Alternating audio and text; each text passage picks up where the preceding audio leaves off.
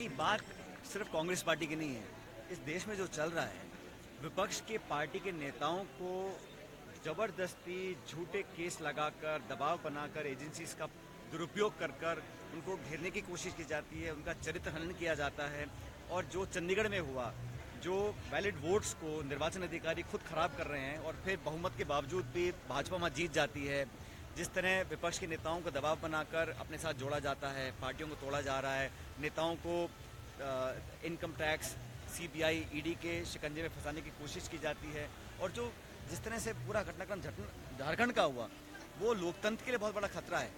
देखिए, चुनाव में हार जीत होती रहती है, सरकारें आई हैं चली जाएंगी, पार्टियां बनती बिगड़ जाती हैं, लेकिन देश के 70 साल में जिन संस्थाओं को पोषित कर कर इतना बेहतर बनाया गया, उन सबको खोखला अगर हम लोग कर देंगे और इस तरह ओपन मिसयूज होगा, हर जगह इंटरफेयर होगा, चाहे जुडिशरी हो, चाहे मीडिया हो, चाहे हमारी कॉन्स्टिट्यूशनल जो बॉडीज हैं उन पे हो, तो ये बहुत गलत संकेत है। और मैं समझता हूँ कि जिस तरह से 95% जो केसेस हैं, नोटिस हैं, रेड्स की जाती हैं, वो 95% विपक्ष के नेताओं पर की जाती है। तो ये कोई संयोग नहीं हो सकता, it can't be a coincidence.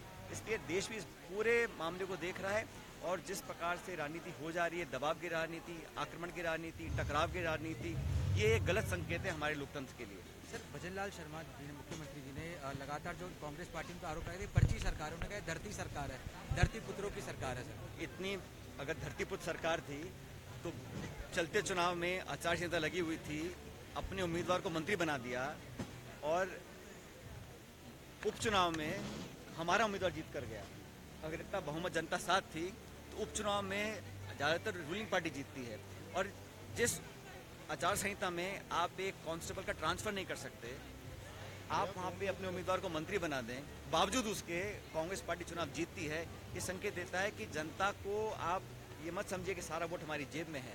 भाषण देना अलग बात है, लेकिन वास्तविकता ये भी है कि हमने अच्छा चुनाव लड़ा था, हम 70 विधायक जीत कर आए हैं, तो अपना ही गुणगान करना वो अलग बात है। लेकिन जो अभी कन्फ्यूजन चल रहा है सरकार के अंदर, 1.5-2 महीना हुआ नहीं है, पहले तो मुख्यमंत्री बनने में समय लगा, फिर मंत्री बनने में समय लगा, फिर डिपार्टमेंट बांटने में समय बना, और आज भी अधिकांश जो फ्रंट बेंच है सत्ताधारी दल की, वो रूठी हुई है। एजी, डबल एजी तक नियुक्ति छोड़ दीजिए, जो कन्फ्यूजन चल रहा है, जो दिशाहीन कर रहे हैं। और लोकसभा से ठीक पहले आप आनंद फानन में एमओयू साइन कर दें।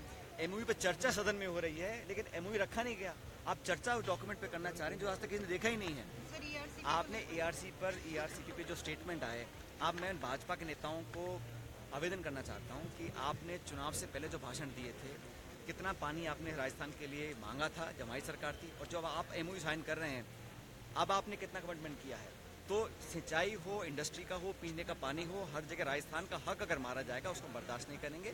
मैं चाहता हूँ प्रगति हो, विकास हो, डेवलपमेंट प्रोजेक्ट को रोकना नहीं चाहिए, लेकिन इसमें आप सिर्फ चुनाव से पहले जल्दबाजी में एमओयू कर दें और दिखाने के लिए, अपना वाहवाही लूटने के लिए घोषणा करें, वो बिल्कुल उचित नहीं है। राजस्थान के लोगों के हितों के साथ आप कुठाराघात नहीं कर सकते हैं, ये बात स्पष्ट है। और भाजपा की सरकार अगर समझती है कि वो इस चुनाव से पहले सब वाहवाही लूटने के लिए काम कर लेगी और लोगों का हित ध्यान नहीं रखेगी, तो गलत कर रही है, उसका विरोध हम लोग करेंगे। सर, आखिरी सवाल है, राज्यसभा के भी इलेक्शंस को लेकर नोटिफिकेशन आ गया, तो कांग्रेस में कौन राजस्थान में कब तक उम्मीदवार जो है वो एक सीट लगभग माना जा रहा है कांग्रेस को? समय चलते ही पता पड़ जाएगा आपको, और मुझे लगता है जो भी व्यक्ति को पार्टी मौका देगी वो राजस्थान के हितों की रक्षा करेगा। सर, एक ज्ञानव्यापी